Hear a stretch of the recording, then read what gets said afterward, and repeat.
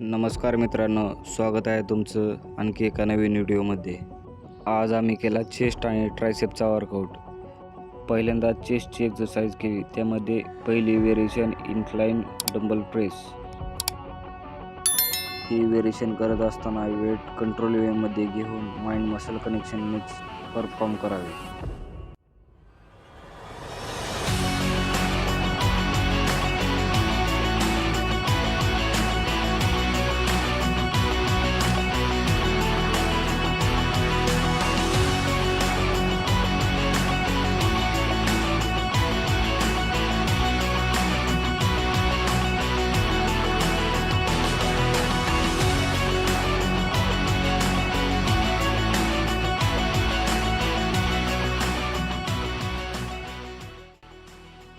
यानंतर आम्ही flat dumbbell press ही variation perform केली.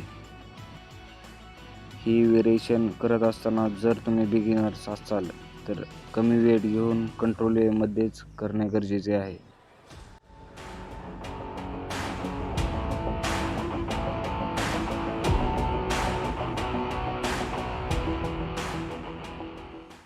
कुठलीही व्हेरिएशन करत असताना माइंड मसलचं कनेक्शन लवकर होत नाही. त्यामुळे वेट कमी घेऊन व्हेरिएशन परफॉर्म केल्याने माइंड मसल कनेक्शन लवकर होते आणि इंजुरीचे चान्सेस कमी होतात.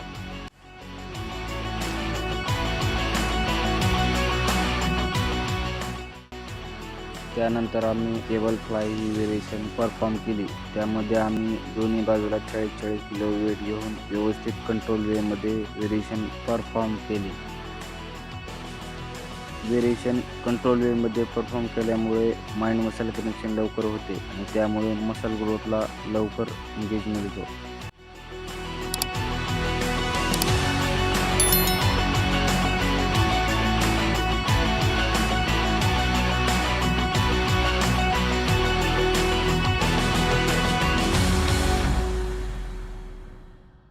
चेस्टची वर्कआउट संपल्यानंतर आम्ही ट्रायसेपचा वर्कआउट सुरू केला. त्यामध्ये पहिली variation dumbbell overhead tricep extension ही व्हेरिएशन परफॉर्म केली. यामध्ये आम्ही 17 किलो, 20 किलो आणि 22.5 किलो हे वेट चूज केले. आम्ही कुठल्याही व्हेरिएशनचे 3 सेट घेतो, पण व्हिडिओ जास्त मोठा होऊ नये म्हणून प्रत्येक व्हेरिएशनचा एकच सेट परफॉर्म केलेला दाखवतो.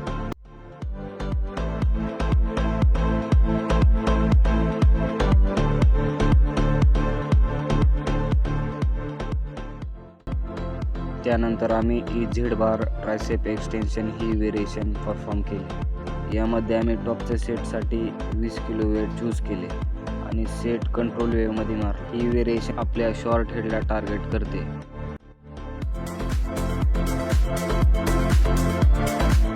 व्हेरिएशन परफॉर्म करत असताना वेट कंट्रोल वेमध्येच मारणे आणि हाताला स्टेबल ठेवूनच ही व्हेरिएशन परफॉर्म करावी.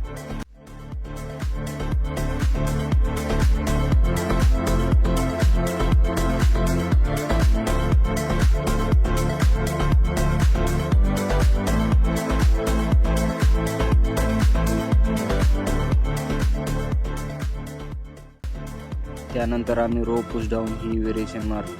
ही व्हेरिएशन करत असताना आपला खांदा आणि कोपरा या दोघांचे स्टेबल असणे खूप गरजेचे आहे, ज्यामुळे सेट मारत असताना आपला शॉर्ट हेडच टार्गेट होईल.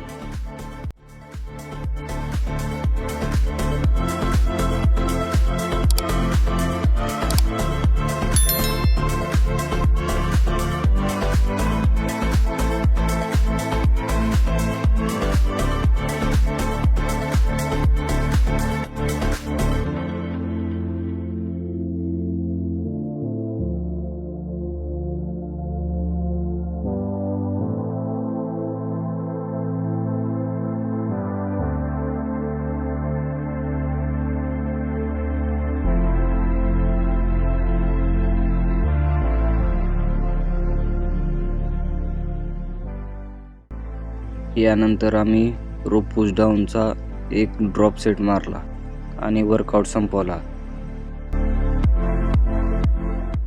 जर तुम्ही आठवड्यातून एका मसलला 2 वेळेस ट्रेन करत असाल तर एका मसलसाठी 4 ते 5 व्हेरिएशन पुरेशा आहे.